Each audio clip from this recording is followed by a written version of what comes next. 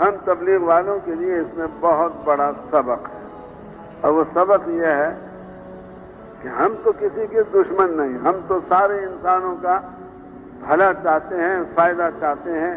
کیوں بھائی، ہم کسی کے دشمن ہیں بھائی؟ ہم چاہتے ہیں ہمارے دوستوں کو بھی اللہ جنت میں لے جائے اور اللہ ہمارے دشمنوں کو بھی جنت میں لے جائے۔ ہم تو اتنا بڑا دل اپنا بنانا چاہتے ہیں۔ موسیٰ علیہ السلام فرعون کے بارے میں یہی جذبہ رکھتے تھے کہ فرعون جنت میں چلا جائے۔ فرعون منصوبے بناتا تھا موسیٰ علیہ السلام کو ختم کرنے کے اور ان کی دعوت کو ختم کرنے کے۔ ایسے ہی ہمارے زمانے میں جو ہمارے تبلیغی کام کے شیاطین الانس والجن مخالف ہیں، وہ اسکیمیں ہمارے خلاف بھی بنائیں گے، لیکن ہمیں ان کی اسکیموں سے کوئی خطرہ نہیں ہے، کوئی ہمیں ڈر نہیں ہے، کہ یہ حضرت موسیٰ علیہ السلام کے اس قصے میں اللہ نے دکھایا۔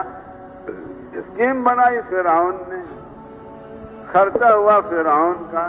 کیا خرچہ ہوا کہ اس نے 70,000 جادوگر بلائے، اپنے خط لکھ کر ان کو بلایا، ہر خط کے ساتھ ایک آدمی کو بھیج بھی دیا کہ تم جا کر فلانے جادوگر کو میرا خط دو۔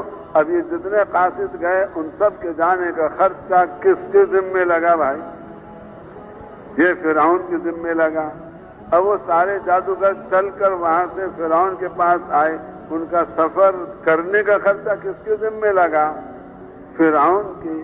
پھر وہ آ کر مہمان بنے فرعون کے، ٹھہرانے کا خرچہ بھی فرعون کے ذمے، ان کو کھانا کھلانے کا خرچہ بھی فرعون کے ذمے۔ اسکیم چلائی فرعون نے، اور اسکیم کے چلانے کے لیے اس نے سارا کچھ اپنا زور لگایا، لیکن کام بنا حضرت موسیٰ علیہ السلام کا۔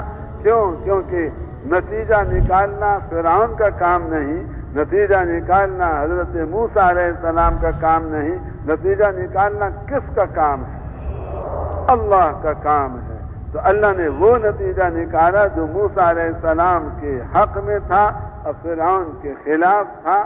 تو اگر ہم سارے کے سارے رسول پاک علیہ السلام کے کام کو، حضرت موسیٰ علیہ السلام والے کام کو نبیوں کے طرز پہ کرنے والے بنیں گے، تو جو ہمارے خلاف اسکیمیں چلائیں گے ان سب کو اللہ فیل فرمائیں گے، جیسے اللہ نے موسیٰ علیہ السلام کے مقابلے پر فرعون کی اس اسکیم کو ناکام فرما دیا۔